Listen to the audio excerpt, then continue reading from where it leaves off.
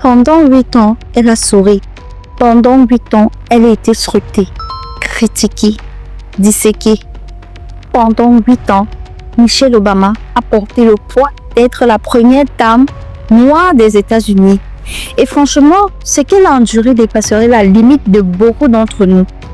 Si tu penses que vivre à la Maison Blanche, c'est juste porter des robes de créateurs et organiser des galas, ma chérie, attache ta ceinture. Aujourd'hui, je vais te révéler ce que Michelle a vraiment vécu derrière ses murs dorés. Et oui, tout n'était pas rose. Mais avant, si tu veux continuer à recevoir des histoires inspirantes de femmes qui ont tout défié, abonne-toi et active la cloche. Et en bonus, télécharge notre e-book gratuit « Transforme-toi à la femme de tes rêves ». Le lien est juste dans la description. Aujourd'hui, je vais te dévoiler 5 épreuves que Michelle Obama a traversées à la Maison Blanche. Des épreuves dont on ne parle jamais.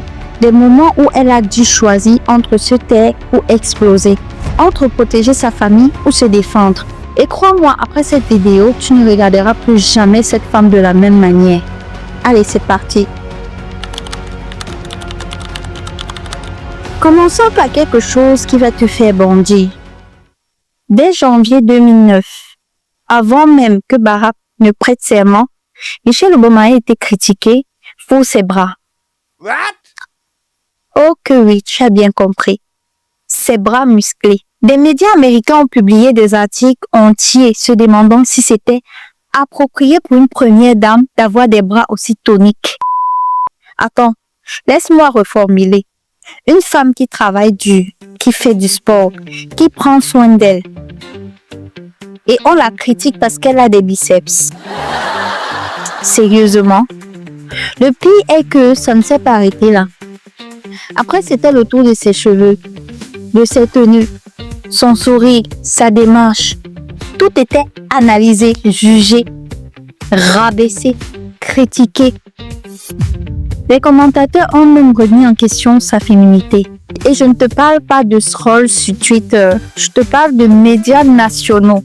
Tu imagines, quel genre de média peut faire ce genre de choses? Tu sais, quand tu réussis en tant que femme noire, prépare-toi à être jugée sur tout sauf ton talent. Malgré ça, Michelle a continué à porter ses robes sans manches. Elle a continué à être elle-même parce qu'elle savait au fond d'elle que sa puissance ne doit jamais être diluée pour rassurer les autres. Et franchement, si Michelle avait écouté toutes ces critiques, elle serait encore en train d'essayer de plaire à des gens qui n'allaient jamais la valider. Donc toi aussi, arrête d'essayer de rentrer dans des cases. Que tu aies des bras musclés, de longues jambes, des gros yeux, métaphoriquement parlant, cela doit faire partie de ta force. Yes! Je ne sais pas si tu te souviens de cette dame, Naomi Pulula, qui a posté un selfie d'elle et qui a reçu des critiques de tout genre, comme quoi elle était très moche. Quand j'ai vu ça sur les réseaux sociaux, je me suis dit oui, c'est un exemple à suivre. On ne doit pas continuer à arrêter de vivre, à se cacher en permanence, juste pour plaire aux autres. Avant de devenir première dame, Michelle Obama était avocate diplômée de Princeton et Harvard. Elle gagnait plus que Barack. Elle était même vice-présidente dans un grand hôpital de Chicago. Bref, elle cartonnait sur le plan professionnel. Et puis Barack a été élu. Et du jour au lendemain, elle a dû tout laisser tomber. Son travail, sa carrière, son indépendance financière. Parce qu'être une première dame, c'est pas un job. C'est un rôle non rémunéré en plus. Dans son livre Becoming, Michelle avoue qu'elle a ressenti une immense frustration. Elle écrit « J'avais l'impression d'avoir été effacée. »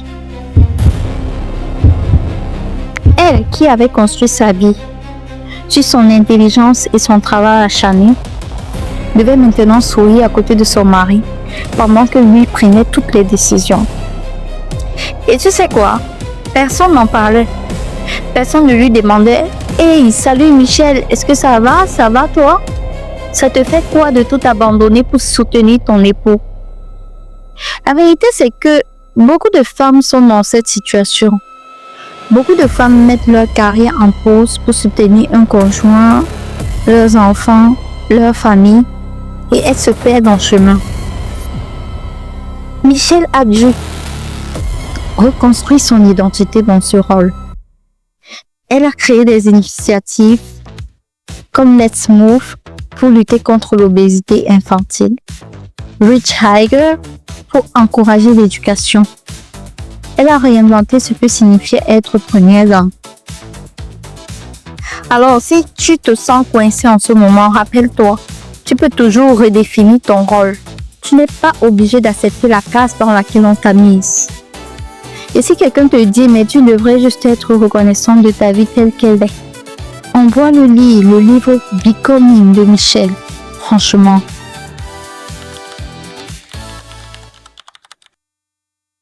Parlons maintenant de Malia et Sacha. Elles avaient 10 et 7 ans quand elles sont arrivées à la Maison Blanche. Imagine, tu es mère de 2 petites filles et du jour au lendemain, elles vivent sous les projecteurs du monde entier. Chaque sortie est photographiée. Chaque erreur est commentée et surtout, elles deviennent des cibles. Michelle a dû gérer des menaces de mort. Oh que oui, des menaces de mort contre ses enfants.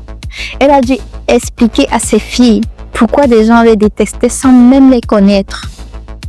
Pourquoi certaines personnes ne voulaient pas d'une famille noire à la Maison Blanche. Dans une interview, elle a dit « Je devais être 2 fois plus vigilante, 2 fois plus forte, parce que je savais que le monde ne leur ferait pas de cadeaux. » Michelle a négocié avec les services secrets pour que ses filles puissent avoir une vie normale. Entre des soirées pyjama, des sorties au cinéma, des anniversaires en cocopine, bref, elle s'est battue pour préserver leur enfance. En tant que femme, protéger tes enfants, ton espace, ta paix mentale, c'est pas de l'égoïsme, c'est de la survie. Michelle aurait pu laisser le protocole dicter la vie de ses filles, mais elle a refusé, elle a imposé ses limites. Demande-toi aussi définir tes limites. Et si quelqu'un te dit tu exagères, réponds non, je protège ce qui est précieux pour moi. Et honnêtement, si Michelle a réussi à élever 2 ados équilibrés dans la Maison Blanche, toi tu peux survivre à ton prochain repas de famille. Ça, je te le promets. Ok, bon, on va parler de l'éléphant dans la pièce, le racisme. Michelle Obama a été comparée à un singe. Non, mais vous imaginez, à un singe, une première dame, et cela sur des sites publics, pas des élus, oui. Les élus américains ont partagé des images d'elle photoshopées en primate. Elle a été appelée gorille en talons. Elle a été traitée de femme en colère. Ouais, le fameux Angry Black Woman. Chaque fois qu'elle osait avoir une opinion, on lui collait cette étiquette. En 2016, lors d'un événement officiel, un commentateur conservateur a dit à la télé « Michelle Obama ressemble à un personnage du film La planète des singes ». Et devine quoi? Il n'a pas été viré. Au contraire, il a gardé son job. Michelle a raconté qu'elle devait constamment contrôler ses émotions. Sourire même qu'elle était furieuse. Rester calme même qu'elle avait envie d'hurler. Parce qu'elle savait qu'un seul faux pas serait utilisé pour confirmer tous les stéréotypes racistes autour de la femme noire en général et d'elle en particulier. Dans un discours en 2016, elle a dit cette phrase iconique. « When they go low, we go high. » Quand ils descendent bas, nous restons dignes. Mais voilà la vérité qu'on ne dit pas assez. Rester digne coûte très cher. Émotionnellement, mentalement, physiquement. Michelle a porté ce fardeau pendant 8 ans. Si tu es une femme noire ou une femme racisée, tu sais déjà que tu dois travailler 2 fois plus dur pour la moitié de la reconnaissance. Michelle Obama en est la preuve vivante. mais elle est aussi la preuve que tu peux briller malgré tout. Ton excellence sera toujours ta meilleure réponse. Et si quelqu'un te traite de trop sensible quand tu dénonces le racisme, bloque-le. Sérieusement, la vie est trop courte pour gaspiller ton énergie avec des personnes qui n'en valent pas la peine.